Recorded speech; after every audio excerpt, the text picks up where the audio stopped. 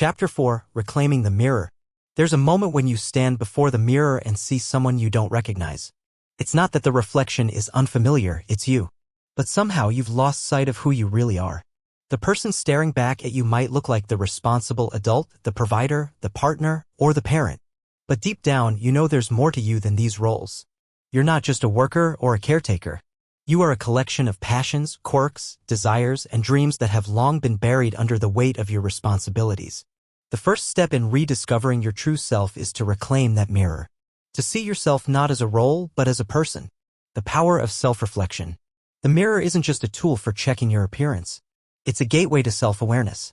When you look into the mirror, do you see someone you genuinely recognize, or do you see the person everyone else expects you to be? The process of reclaiming the mirror is about seeing yourself for who you are, not just for what you do. It's about shedding the layers of expectation and stepping into the fullness of who you've always been. Here's a simple exercise to begin the process of self-reflection. 1. Find a quiet space. Stand before a mirror.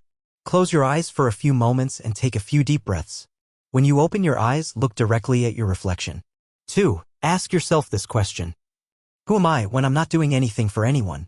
3. Write down whatever comes to mind. Don't judge it. Don't try to filter it.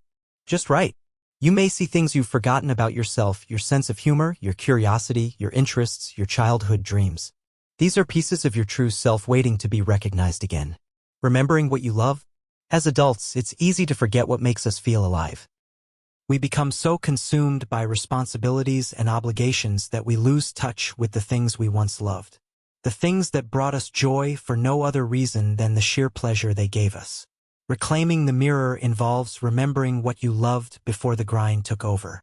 It's about finding those parts of yourself that were put on hold, whether it was a hobby, a passion, or even a simple way of thinking. Think back to when you were younger. What did you love to do in your free time? What made you excited? What brought you peace? This is the foundation of who you are. You can start to rebuild your identity from these forgotten places. The role of solitude in self-rediscovery. In a world that's constantly buzzing with notifications, distractions, and demands, solitude has become a rare and precious resource. But it's in solitude that we can reconnect with ourselves. Solitude doesn't mean isolation. It means carving out time to be with yourself, without interference.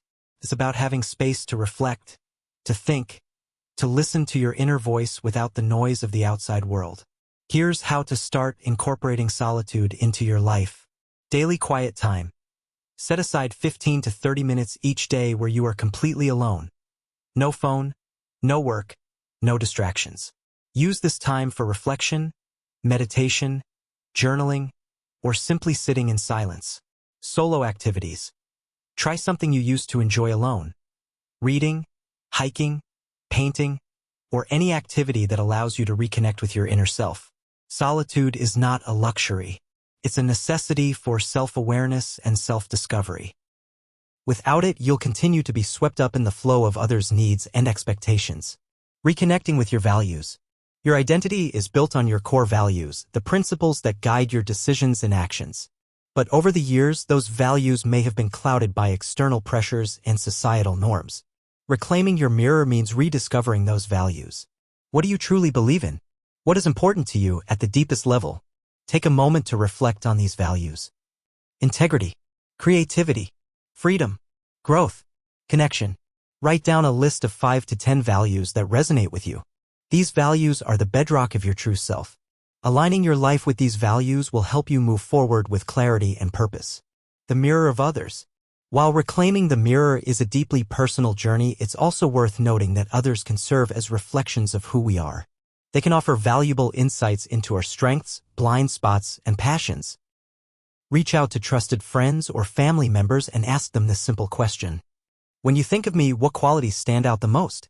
Their answers may surprise you, and they can offer a fresh perspective on who you are and what you bring to the world. Embracing change. Reclaiming the mirror isn't about returning to the person you were. It's about evolving into a truer, more authentic version of yourself. You may find that your passions have changed, your interests have shifted, or your goals no longer match the life you thought you were meant to lead. That's okay. Change is part of growth. The person you see in the mirror today is not the same person you were 10 years ago. And that's a beautiful thing. You are constantly evolving, constantly becoming more of who you're meant to be. Embrace the changes that come with rediscovering your identity. Don't be afraid of reinvention. The more you embrace who you are becoming, the more authentic your life will feel.